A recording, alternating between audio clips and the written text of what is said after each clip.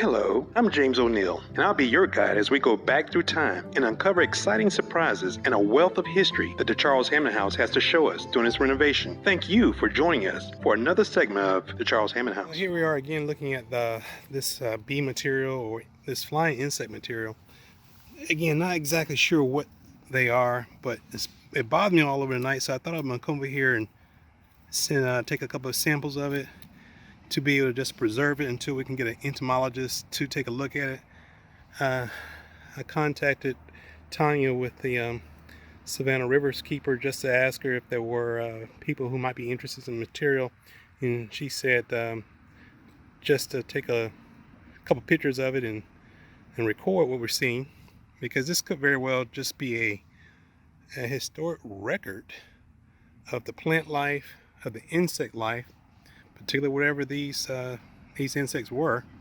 I thought they were bees, but we saw a couple.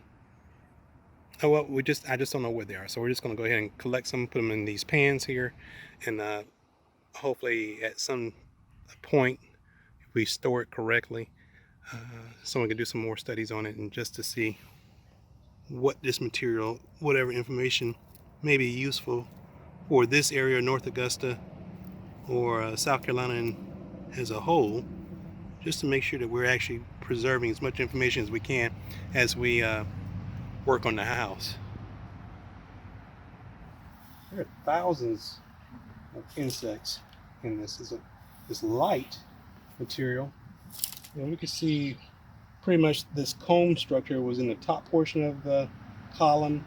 This was slightly lower than it, where a lot of the insect bodies are located. But then we have this other section here that has bodies in it, and of course we can see how gravity, as the insects, as they build their nests, the combs, as they start dying over the years, they're accumulating in this section, and then maybe in another section of the column, because in the columns there were different chambers. We can see where a larger mass of the insect bodies, as well as what appears to be their excrement, mixed in this portion. So we can just see how that colony has existed over the years, and by there being so many bodies and so much material here, I think we're looking at a very long time that this colony was in existence. I don't see any bugs looking like it right now in the area. We have a bunch of wasps in the house now, but this appears to be a different insect.